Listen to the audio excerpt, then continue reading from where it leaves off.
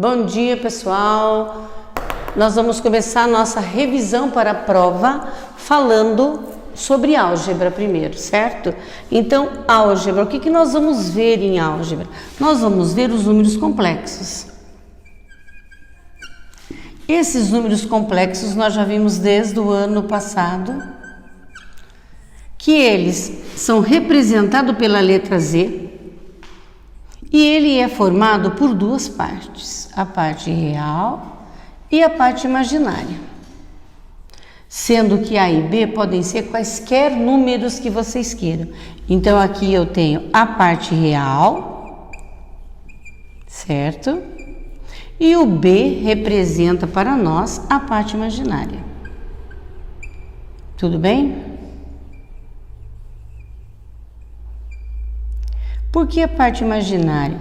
Porque quando nós começamos a ver a equação de segundo grau e que nós tínhamos lá uma raiz quadrada de um número negativo, eles falavam que não pertencia ao conjunto dos reais. Então eles criaram uma unidade imaginária, foi criado o i ao quadrado, que passou então convencionalmente a ser representado por menos 1. Então, por exemplo, se eu quero calcular a raiz quadrada de menos 16, eu vou lá e faço menos 16 vezes i ao quadrado. Esse i ao quadrado é a nossa parte imaginária, que na nossa mentalidade ele representa menos 1. Então, a raiz quadrada de 16 é 4. E a raiz quadrada de i ao quadrado é quem? Aqui.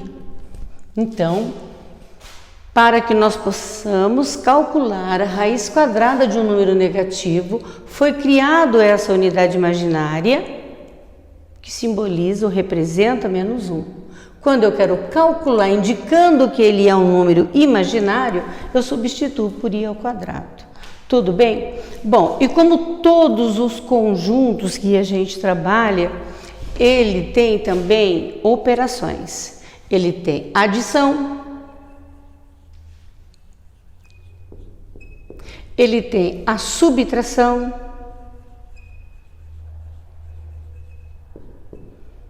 ele tem a multiplicação, certo?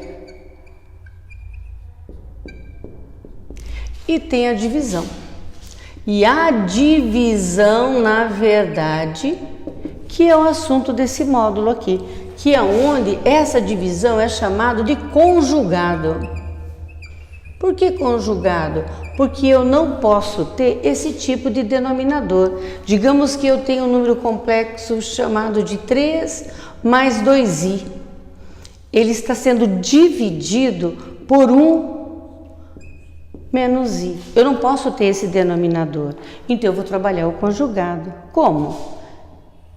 Ele vai multiplicar o número de cima e vai multiplicar o número de baixo.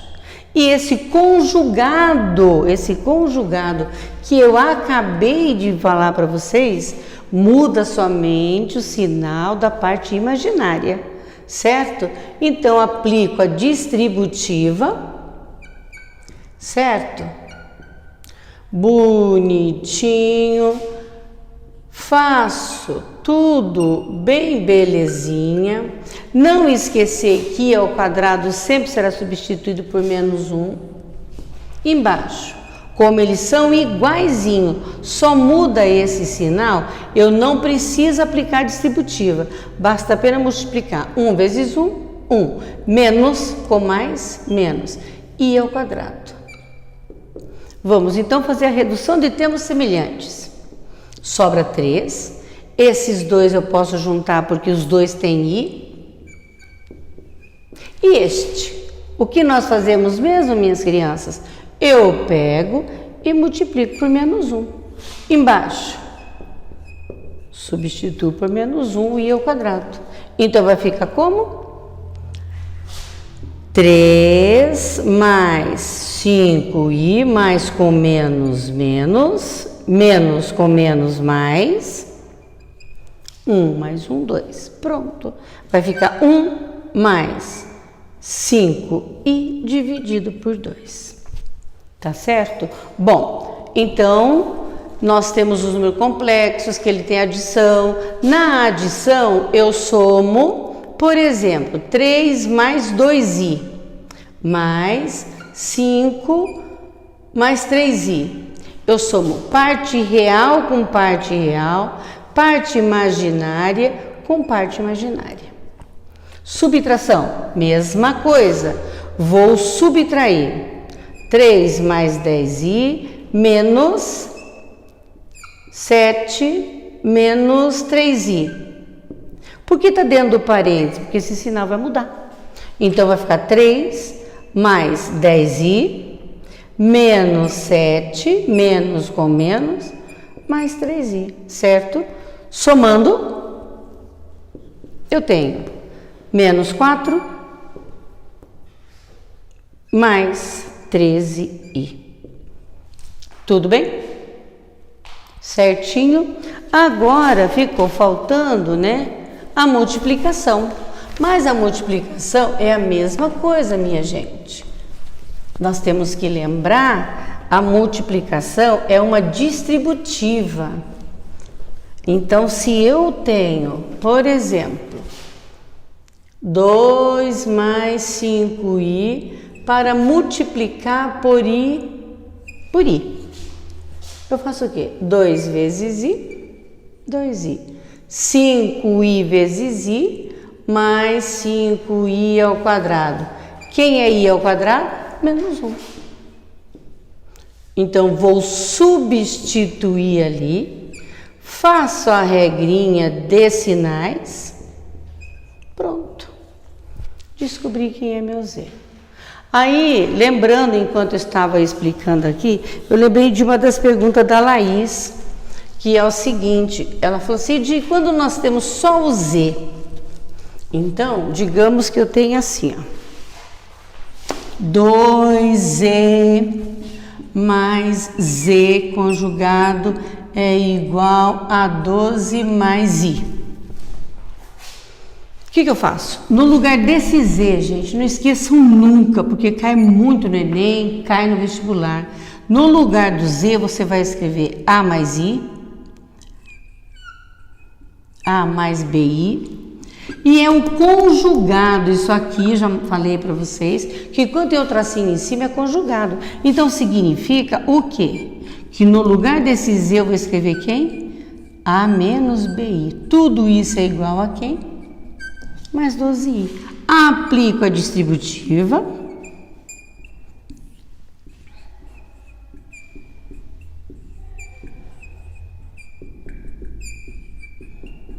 E faço parte real com parte real. 2 mais 1a, 3a.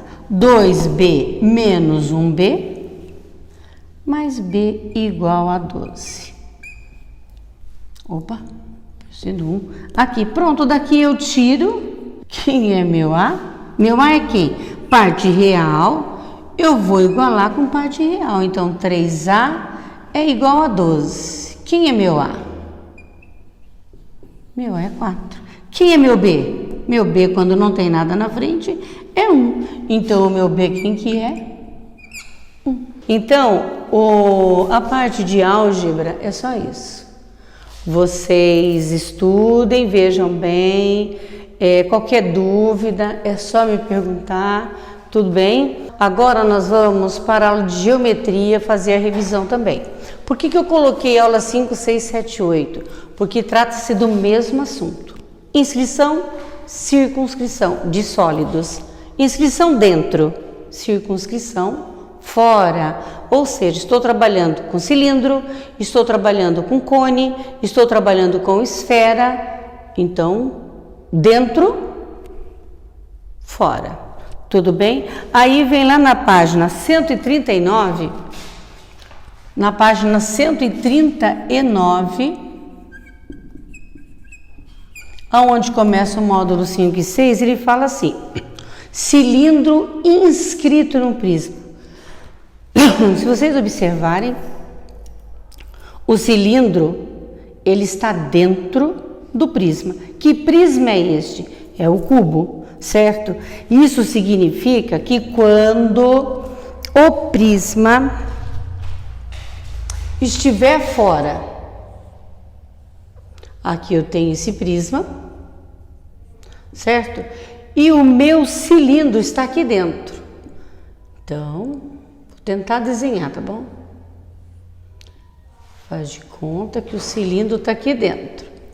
Então, significa o quê? Que a altura do cilindro tem a mesma altura do cone, certo? Então, a altura do cilindro tem a mesma altura do cone, certo? Bom, que mais que nós temos que saber aqui? Nós temos que saber qual é o volume do cilindro, como é que eu calculo a área da base do cilindro, e tudo isso nós temos no formulário que a apostila traz para nós, certo? Depois, quando o prisma, aí é o contrário, quando o prisma está dentro, então eu tenho um cilindro,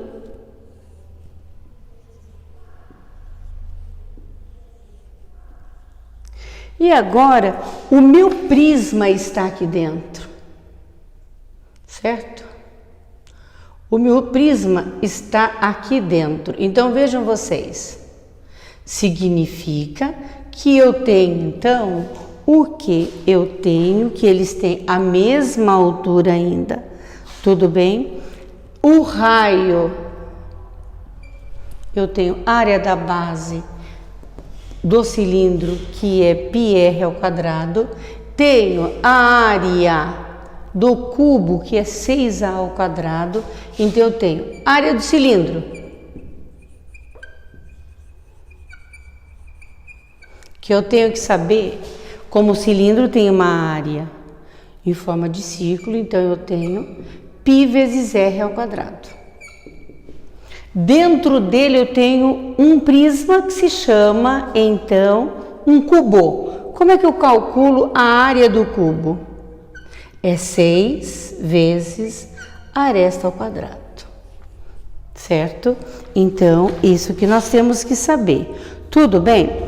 Cone inscrito dentro do cilindro. O cone dentro do cilindro.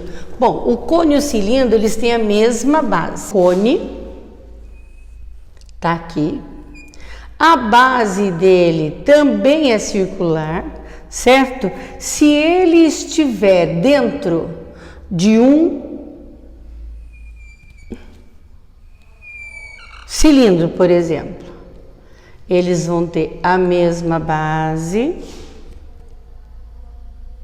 certo? E nós temos então aqui.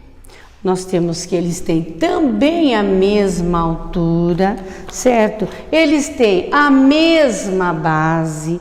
Então, falo, os dois sólidos têm a mesma altura, a base coincide com a base do cilindro, eles têm a mesma base, certo?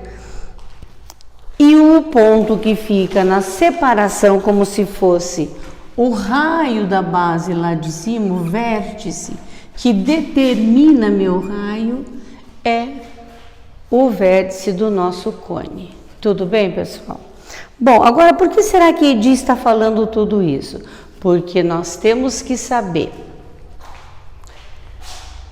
O cone, a base dele também é πr ao quadrado. O cone tem o que de diferente? Ele tem a geratriz, que a altura dele com a base forma um ângulo 90 graus. Então, eu vou calcular a geratriz dele, eu vou aplicar o teorema de Pitágoras. Agora, o cilindro não. O cilindro é exclusivamente πr ao quadrado. Ele tem duas vezes, porque nós temos duas bases. Tá bom? Agora, indo lá na página 140. Lá tem um exercício assim.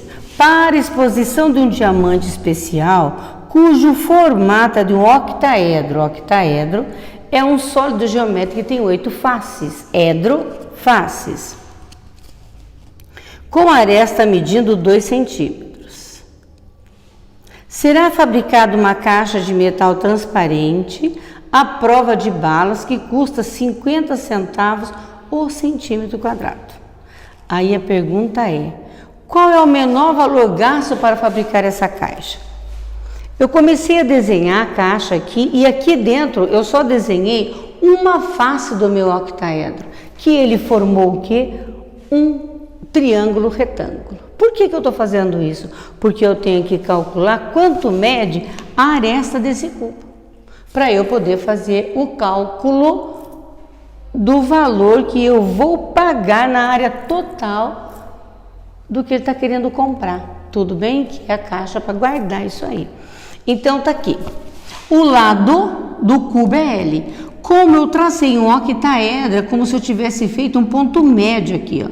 Então quer dizer que esse lado que chamava L, ele vai ser o quê?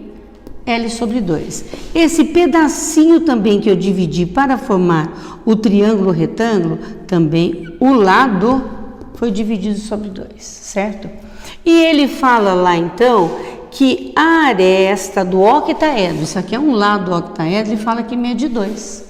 Então o que eu tenho? Um triângulo retângulo, aplico o teorema de Pitágoras, vocês estão vendo que eu tirei uma parte, uma face do octaedro, coloquei ali, apliquei o teorema de Pitágoras e achei quanto que mede o meu lado, certo? Mas o problema pergunta, qual é o menor valor que ele vai ter? Então, como eu expliquei para vocês agora há pouco, bem no comecinho da aula, que o volume, a área total de um cubo, porque a caixa ela é cúbica, é quem? 6 vezes a aresta ao quadrado. Como ele quer saber qual o menor valor que ele vai pagar, eu tenho que calcular esse valor, essa medida aqui. Então, a área total será quem? 6 vezes este valor, ou eu posso trabalhar até com a raiz quadrada de 8, que para mim vai ficar bem mais fácil. Simplifico, então a área dele vai ser quanto? 48, porque eu vou fazer 6 vezes 8. Mas a pergunta é, qual o menor valor gasto? Eu pego esse 48 e multiplico pelo valor do metro quadrado, que é 50 centavos. Ele vai pagar o valor nesta caixa de R$24. Certo? Então, vocês viram qual é o procedimento, gente? Eu não falei em nenhum momento, nenhuma fórmula que eu não tenha dado para vocês, que eu pedi para vocês anotarem, né? Eu fui lendo o problema e fui montando, porque eu sempre falo para vocês, eu vou ler, eu vou interpretar, eu vou construir, aí eu vou pensar em resolver. Então, eu li o problema. Eu sei que o octaedro, as faces dele é formado por triângulo retângulo. O triângulo retângulo só me oferece o teorema de Pitágoras. Descubra a aresta e a área total, que também já falei, nós já vimos em várias aulas, é só resolver. E todos é teorema de Pitágoras para ser resolvido. Tá bom, pessoal? E aí, aproveitando, como é que vocês estão? Tá tudo certinho, se cuidando? Então, um beijo, pessoal.